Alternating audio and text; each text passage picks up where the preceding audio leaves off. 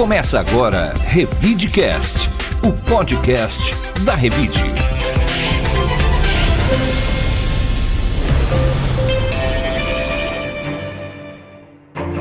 Olá, eu sou o Murilo Pinheiro. Bem-vindo ao Revidecast, o podcast da Revide. Olá, eu sou a Bel de Farias. E no Revidecast de hoje você vai ouvir: A AgriShow encerra com 11,4 bilhões em intenção de negócios. Operação Temis prende advogados envolvidos em fraudes. A CIRP solicita à Prefeitura medidas para a requalificação do calçadão. Biblioteca Padre Euclides celebra 123 anos com programação cultural gratuita. Revide.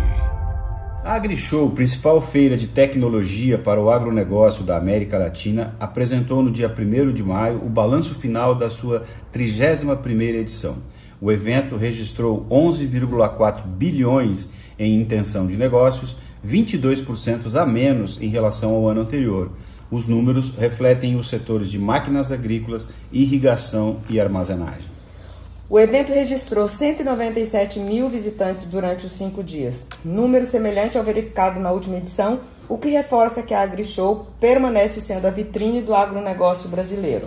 Mesmo diante do cenário de retração, o presidente da AgriShow, João Marquesan, afirmou que a feira voltou a demonstrar a resiliência do agronegócio brasileiro e a capacidade de investimento dos agricultores e fabricantes. Segundo ele, apesar de o setor atravessar um ciclo desfavorável nos últimos anos, a agricultura brasileira continua investindo em tecnologia voltada à agricultura tropical e mantém confiança na recuperação do mercado nos próximos anos.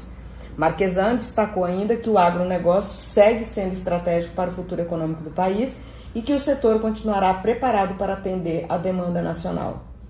O presidente de honra da AgriShow, Maurílio Biagi Filho, avaliou que a edição de 2026 refletiu um momento especialmente desafiador para o agronegócio brasileiro, marcado por juros elevados, retração do crédito, pressão sobre os custos de produção e impactos climáticos. O empresário afirmou que a feira funcionou como um termômetro das dificuldades enfrentadas pelo setor, mas ponderou que o agro brasileiro mantém sua relevância estratégica graças aos ganhos de produtividade, à inovação e ao avanço tecnológico.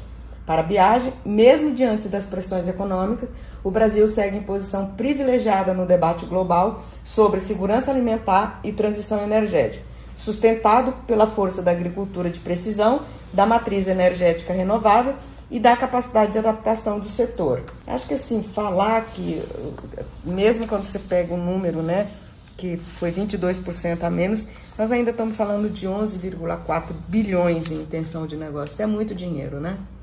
Pois é, que a discussão teve, que o setor fez essa menção a esses problemas, retração do crédito, pressão sobre os custos, a questão da guerra, a importação aí dos defensivos, que eles usam, dos produtos químicos, E teve uma discussão política que nunca falta, entre governo e oposição. O governo teve aí representado pelo vice-presidente Geraldo Alckmin, que apresentou lá linhas de crédito no valor de 10 bilhões de reais, mas às vezes não explica muito bem como é que esse dinheiro o pessoal vai ter acesso ao dinheiro, e os setores, outros representantes reclamando que esse dinheiro, que o apoio do governo é pouco, Então essa foi a polêmica, que é mais ou menos recorrente aí nas edições da AgriShow, mas o que todo mundo concordou foi isso, que a despeito de todos esses problemas aí econômicos que o país atravessa, com as questões climáticas, o agronegócio continua sendo um setor altamente eficiente, que tem ganhos de produtividade, e que continua ajudando o país a ter um bom desempenho. Revide. Uma força-tarefa do Ministério Público de São Paulo e da Polícia Civil prendeu nesta semana 6 pessoas suspeitas de integrar um esquema de fraudes judiciais e financeiras que teria movimentado milhares de ações irregulares em diferentes regiões do país. 4 dos presos eram advogados.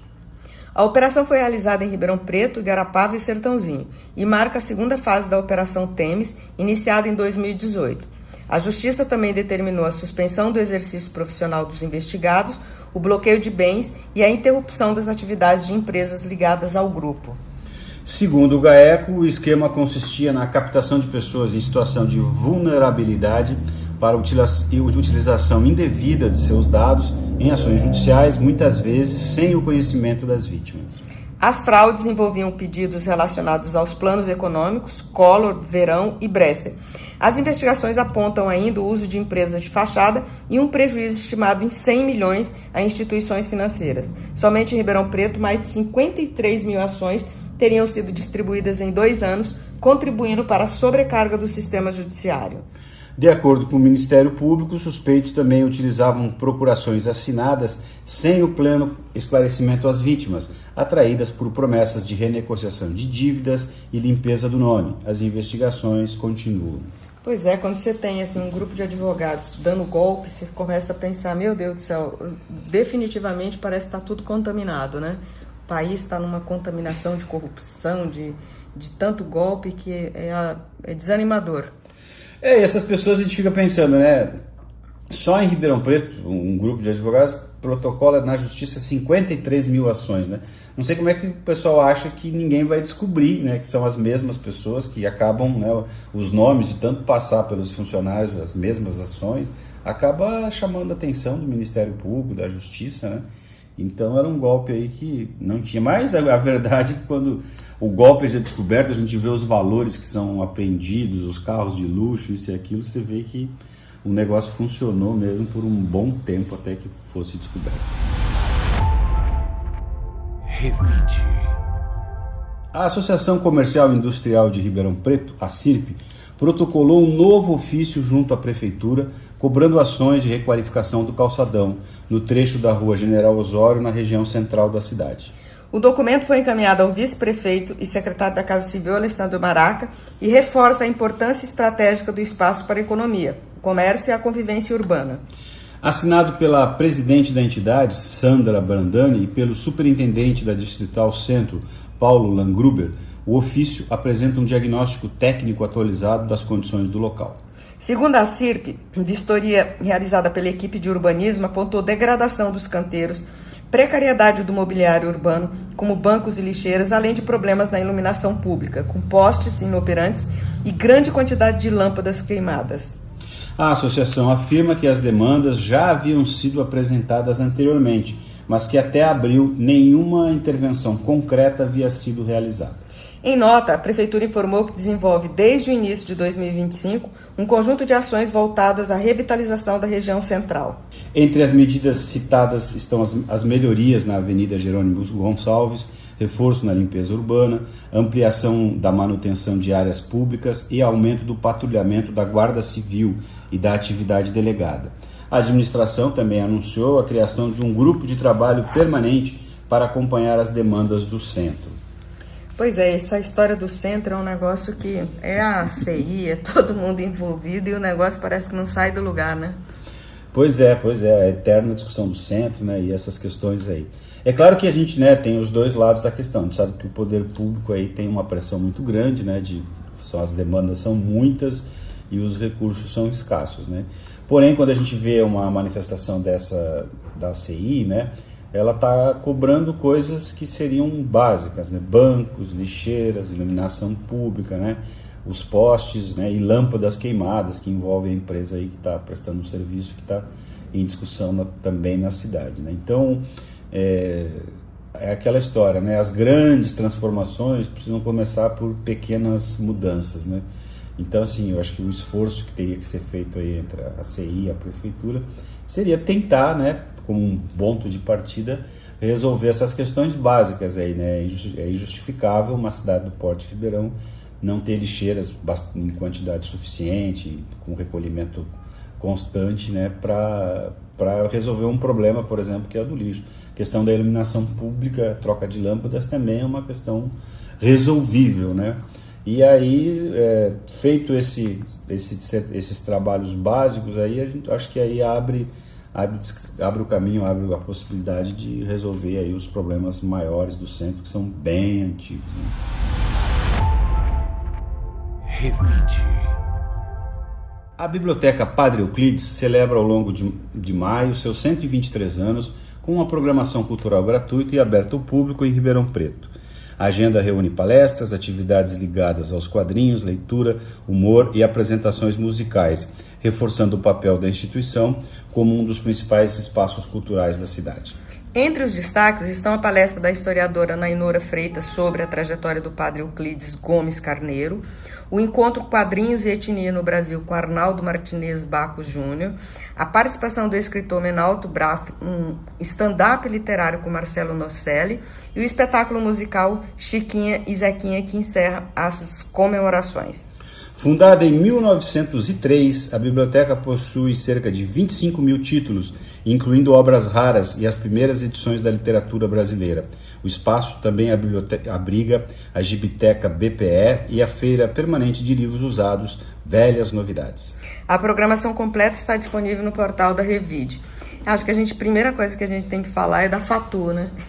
Que a Fatu é uma... Nossa, a gente está tentando ajudar, mas que dificuldade que é as pessoas poderem... Quer dizer, no centro de Ribeirão Preto, uma biblioteca maravilhosa e não tem o apoio do poder público nenhum e nem do empresariado. É assustador isso, né? A Fatu Antunes, né? A gente tem ido bastante lá. Essa biblioteca é um patrimônio da cidade, está no lugar central, é a biblioteca aí mais antiga que a cidade tem.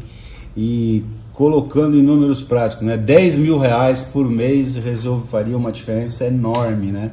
E resolveria o problema da biblioteca, que a Fatu Antunes coordena aí há muito tempo e parece assim, uma tarefa impossível se conseguir esses 10 mil reais para que a biblioteca pudesse funcionar com tranquilidade, em todos os horários, pagando seus funcionários e mantendo a limpeza, né? É uma pena que a gente tenha essas dificuldades aí numa cidade tão rica, né? Revide. E o Paulo Apolinário vai nos contar agora os principais destaques da Revide desta semana, que circula na sua versão digital. Olá, Bel, Murilo e ouvintes do Revidecast. Na matéria de capa da Revide Digital desta semana, apresentamos um balanço da AgriShow. A feira encerrou sua edição de 2026 com 11,4 bilhões de reais em intenção de negócios e 197 mil visitantes. Na entrevista da semana, falamos com pai e filho, Arnaldo Neto e Arnaldo Júnior. Ambos mesclam arte, quadrinhos e neurociência em um método de ensino que estimula a criatividade, protagonismo e o engajamento em sala de aula. Então, para saber mais detalhes sobre estas e outras notícias, acesse o portal Revide e nos siga nas redes sociais. Por hoje ficamos por aqui, agradecemos aos ouvintes que nos acompanham toda semana e desejamos um excelente fim de semana a todos. Um bom fim de semana para todos, obrigado por nos acompanhar, até a semana que vem. O Revidecast tem a locução e trilha do Rodrigo Leone, edição e roteiro de Paula Apolinário e está disponível nas plataformas de áudio em Spotify, YouTube e SoundCloud.